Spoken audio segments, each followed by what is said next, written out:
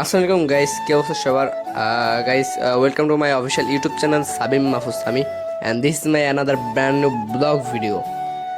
Guys, আজকের ব্লগটা হলো মেন টপিক হলো আমরা ভাঙা গিয়েছিলাম। ভাঙা খাওয়া দাওয়া করতে গেছিলাম দুপুর টাইমে। এখন আমরা রওনা দিছি, প্রায় এখন বাজে একটা একটা প্রায় একটা বা একটার বেশি আমার খেয়াল নাই।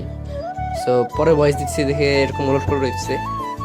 রওনা দিয়েছিলাম, তারপর ভাঙা পৌঁছাই, ভাঙা থেকে খাওয়া দাওয়া করে তারপর আবার ব্যাক করি। সো গাইজ, এরপর ভাঙার যাওয়ার সময় যে কিছু ফুটেজ নিয়েছিলাম রাস্তার, আর ভিডিওগুলো খুব শর্ট করি যাতে আপনাদের দেখতে সুবিধা হয়। আর ভিডিওগুলো কীরকম লাগে আপনারা জানাবেন। আর গাইজ, আফটার লং টাইম পর ব্লগ আবার আপ দিতেছি এবং এইভাবে ভয়েস দিচ্ছি। সিম্পলি তো ফার্স্টে যে কি কয়, ফার্স্টে যে ভয়েসটা দিই সর্বফার্স্টে, সে ভয়েসের সময় তো আমি সবসময় সামনে দিয়ে অনেকদিন পরে দিতেছি ভয়েস। সো আমি জানি ওইভাবে বেশি ভালো লাগে, তারপর আপনার কমেন্টে জানাবেন কীভাবে ভালো লাগে। আর গাইস, কে কে ভাঙা এসেছিলেন খাওয়া দাওয়া করতে বা খাওয়া দাওয়া করছেন সেটা অবশ্যই কমেন্টে জানাবেন।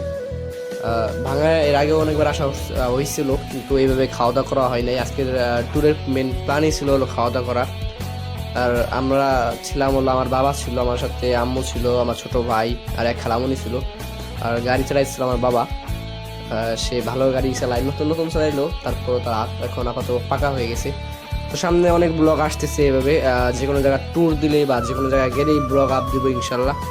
আপনারা কন্টিনিউ আমাদের সাথে থাকবেন এবং ব্লগগুলো কীরকম লাগে অবশ্যই বলবেন। আর আমরা ভাঙা যখন ব্যাক করি তখন ভাঙা যাওয়ার সময় তো ফুটেজ নিয়েছি, ব্যাক করার সময় কিছু ফুটেজ নেই। দেন ভাঙা যে গোল চত্বর ওইখানে আমরা দাঁড়াই এবং ওইখান থেকে কিছু ফুটেজ নেই, ছবি তুলে আমি প্লাস ফুটেজ নেই।